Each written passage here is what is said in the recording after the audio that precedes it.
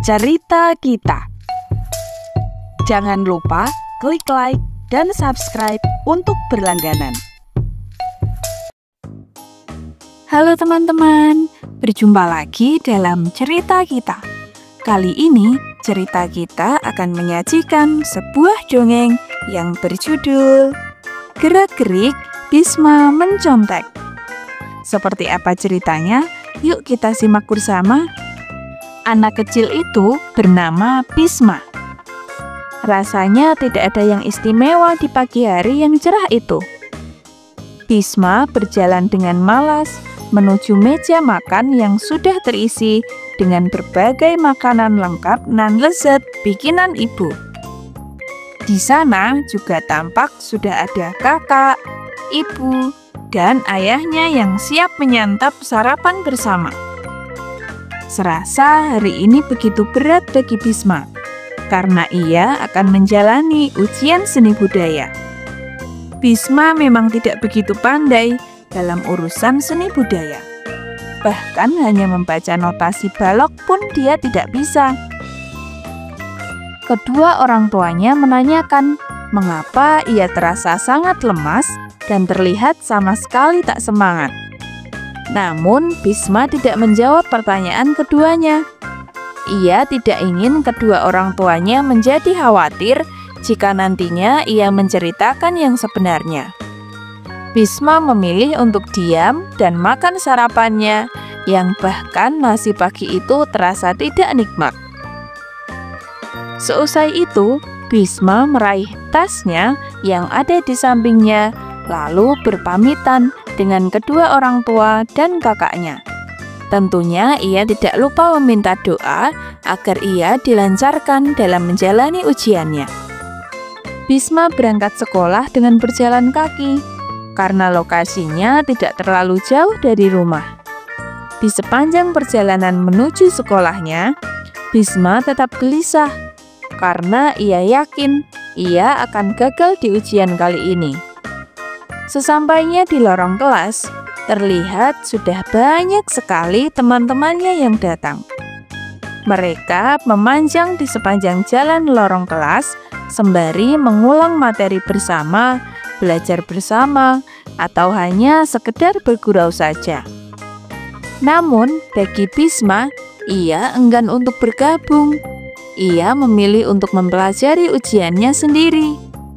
Hingga pada akhirnya, teman Bisma yang entah muncul dari mana, sebut saja namanya Andi.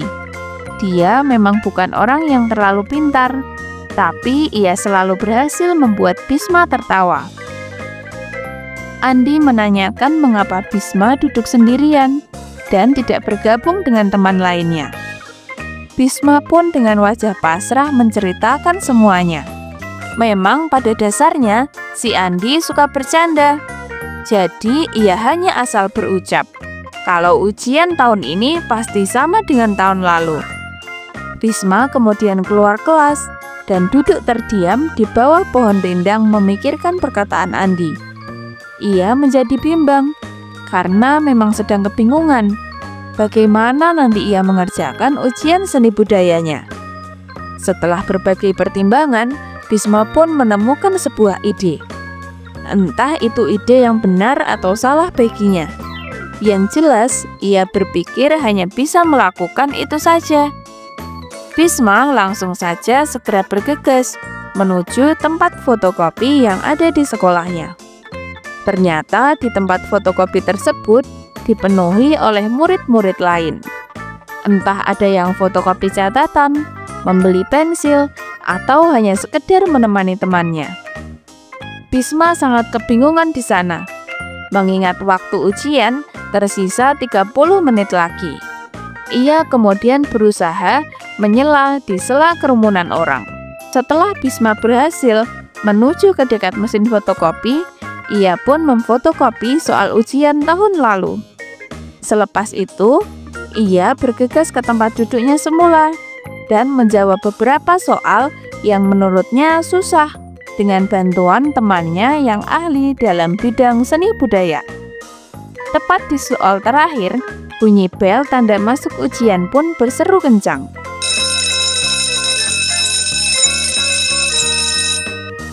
Semua murid di lorong yang ramai sudah berdiri tegak berbaris rapi untuk masuk ke ruangan. Bisma memasuki ruangan dengan rasa gugup yang sangat besar. Meskipun ia sudah membawa fotokopi soal tahun lalu, ia tetap merasa gugup karena ini merupakan pengalaman pertamanya untuk mencontek. Kertas fotokopi ia sisipkan di antara soal yang asli. Belum sampai Bisma membuka soal pertama, entah bagaimana gerak-gerik Bisma sudah diketahui oleh gurunya. Dengan detak sepatu guru yang lama-lama semakin besar, tanda ia hampir mendekati Bisma. Perasaan Bisma sangat campur aduk. Ia merasa bingung apa yang harus ia lakukan. Seketika pikiran dan badannya kaku, karena ia tahu gurunya akan menghampirinya. Bahkan detak jantungnya tidak mau berhenti berdetak. Tepat di depan bangku Bisma, gurunya mengambil selembar kertas yang ia fotokopi tanpa sepatah kata pun. Bisma hanya terdiam mematung. Ia tidak tahu apa yang harus ia perbuat. Seketika juga, ia merasa sekelilingnya melihat ke arah yang sama, yaitu ke arah dirinya, Bisma. Perasaan Bisma menjadi sangat campur aduk. Ia tidak tahu apa yang harus diisikan, bahkan untuk mengerjakan soal ujian yang ada di depannya pun, ia sudah tidak bisa berpikir. Di kepalanya hanya ada sebuah kata, yaitu malu. Tentu hal itu mengganggu konsentrasi Bisma dalam memikirkan jawaban soal ujiannya. Ia hanya bisa mengerjakan setengah dari seluruh soal. Sisanya, ia tuliskan jawaban yang ada di dalam pikirannya saja.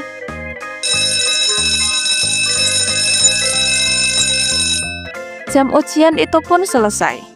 Tentu dengan rasa bersalah yang sangat besar itu, Bisma meminta maaf kepada gurunya. Baiknya sang guru mau memaafkan Bisma dengan syarat ia tidak akan mengulangi perbuatan tercela itu lagi. Bisma kemudian mengikuti teman-temannya di luar kelas dengan rasa yang sangat malu. Tentu teman-temannya menghampiri Bisma dan menanyakan apa yang terjadi. Sebenarnya, Bisma enggan untuk menceritakan semuanya. Namun, ia rasa pelajaran ini dapat bermanfaat bagi teman-temannya. Bisma pun menceritakan bahwa ia awalnya takut untuk mengerjakan ujian karena tidak bisa menghafal materi. Bisma kemudian memfotokopi soal ujian tahun lalu dan berniat untuk mencontek. Itu adalah kali pertama Bisma mencontek. Dan akhirnya Bisma benar-benar tidak bisa melakukannya. Mendengar hal itu, bukannya mencemooh Bisma, namun teman-temannya melakukan hal yang sangat tidak ia sangka. Mereka menyemangati Bisma dan mengajak belajar bersama untuk ujian berikutnya.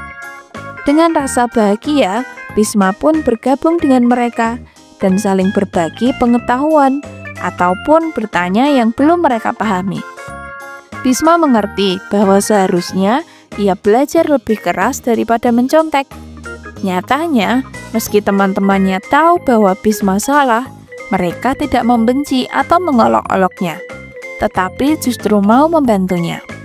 Bisma pun menyesal dengan semua perbuatannya itu, dan berjanji tidak akan pernah mengulangi kesalahan yang sama lagi. Nah teman-teman, itulah tadi cerita dongeng tentang Bisma yang mencontek. Pesan moral dari cerita ini yaitu, belajarlah dengan keras agar mendapatkan hasil yang baik. Jangan pernah mencontek, karena itu bukanlah hal yang jujur. Jika tidak bisa, lebih baik bertanya atau meminta tolong pada orang lain, karena kejujuran pasti akan membawa pada kebaikan.